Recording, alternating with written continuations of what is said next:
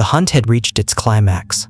Brave Atalanta, princess of Arcadia, raised her silver bow under the pale moonlight. Brave Atalanta, princess of Arcadia, raised her silver bow under the pale moonlight. The hideous beast, a werewolf of monstrous size, glared at her with his pale red eyes. His black fur glistened with the blood of her slain companions, and his fangs snapped at her with the strength to crush stones. So died Atalanta, Arcadian princess, smashed to death by a roaring werewolf, who soon howled his victory to the heavens. All under the god's watchful gaze. Did you forget that werewolves' units can keep their true stats hidden until they enter battle? Ganesha asked Artemis. No, I did not. Artemis glared at the board with sharp eyes glowing like moonlight, her mind struggling to understand how Wepwawet snatched victory from the jaws of defeat. How? My silver bow raised Atalanta's damage to 2429 with the Beast Slayer bonus. You shouldn't have had enough mana left to summon a werewolf with greater defenses. Chew. I did not. Wepwawet pointed at space adjacent to his dear Alket, Hound of Ramesses. Remember the hidden reinforcements prophecy that I cast earlier? Ugh, of course you used a shaman. I hate those. Artemis pouted in her chair, her fingers scratching her long midnight hair in annoyance. I never agreed to a best out of 3 contest. Wepwawet replied with a chuckle. The classroom's door opened, and everyone immediately returned to their seats as Miss Athena entered in her full goddess regalia. Horus walked into the room right after her. The sheer mutual animosity in the air was palpable.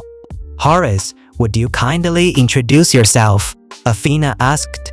The bird-headed stuck-up crossed his muscled arms and stared at the class as if he were better than all of them. He said with aristocratic arrogance, My dream is to kill someone's dad. Oh, screw you! Wepwawet replied angrily. Come here. I'll send you back to your nest, you little— Enough, Miss Athena said, quietly but firmly. First of all, I would like to congratulate all of you young gods for making it to your final year here at Mythalo High. After so many decades, you are finally ready to manage a world of your own and graduate to independent deities. Miss Athena waved her spear and summoned the illusion of a planetary sphere. This is Alpheon, a new planet whose inhabitants have only recently discovered magic and entered its Iron Age. From tomorrow on, you will be on your own. Each of you shall be entrusted with a young civilization to guide you on the path to progress. Dinner in Wepwawet's household always started the same way, in awkward silence. Wepwawet faced his lettuce salad without touching it, while his father devoured his own with immense appetite. Shaw-faced Set always ate dinner dressed for war. Eat your lettuce, my son, Set ordered Wepwawet while eating his own mouthful of food. You must be strong to crush the seed of Osiris. Can we eat something else for once? Wepwawet asked his father. Tomorrow is your son's first world assignment. We should celebrate the occasion with a special meal, Astarte said after finishing her own plate. It's because he'll have his first assignment tomorrow that I want him healthy and on edge, Set argued before pointing his fork at his son. The key to raising your champions is to be quick to punish, hard to please, and emotionally distant almost all the time. That's how you forge a winner. I've arranged a cram school program for you with the cream of the crop of B and C players. Between your superior lineage and their coaching, you will crush my bastard nephew, earn better grades than him, and become Grandpa Ra's new heir. Wait.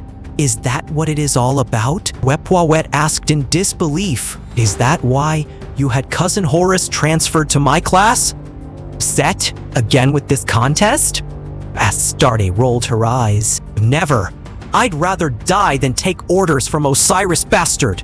Set stomped the table with his fist, startling everyone. If you earn better grades and prove yourself the better god, Horus' legitimacy will come into question and our house will finally recover its rightful place on the throne. Always remember that they are cannon fodder born to die fighting the Titans. And nothing more. Wepwawet clenched his jaw. Mom said we should treat our worshippers with respect and kindness, Wepwawet muttered under his breath. Your mother! Set's crimson eyes blazed with anger. What could your mother teach you? How to betray a man and crush his heart within her cold, dead hands. A familiar war horn's call echoed outside, interrupting their dinner. The Meziktet, the great solar bark of Grandpa Ra, had come to pick Set up. I will be back tomorrow to assess your first day's performance. My son, Set said imperiously, as he grabbed his 8 precious miracle decks and walked out of the hall. Set said imperiously as he grabbed his 8 precious miracle decks and walked out of the hall. To board the ship. Come back with better grades than your cousin, or not at all. Wepwawet sank in his chair as the Mezektit departed with his father at the helm. Astarte quickly noticed his unease and gave him a wink. I will go get the duck I kept in the oven. Oh, thank you! Wepwawet replied in immense relief. I can't take his food anymore. Do not take what your father said to heart either, his stepmother advised him. Besides, his strategy is suboptimal to raise champions. Trust me, the best way to psyche up your followers is to shower them with love. They'll be so afraid of disappointing you that they'll fight to the death in your name. Be the father you never had with them. Wepwawet kept his mouth shut. How hard could it be to be a god there? Nark was doomed. Victoire Fleuret was an optimistic woman, but the plumes of smoke obscuring the rising sun and the clamor of clashing steel echoing across the village did not inspire confidence. Her were-rabbit squire, Philo, trembled like a leaf in the wind at her side, his tiny sword wavering in his gloved hands. The last barricade has fallen. Elorson warned her with a heavy breath. They've got a Wyrm with them. Victoire clenched her jaw. Nark was a mining town with less than 50 inhabitants, most of whom had never held a weapon in their lives. They never stood a chance against a well-equipped and determined warband. What do we do, milady? Philou asked her anxiously. Do we run? There's nowhere to run, Victoire said, her hands tightening their grip on her spear and shield. We'll stand our ground. Philou? Why yes, milady.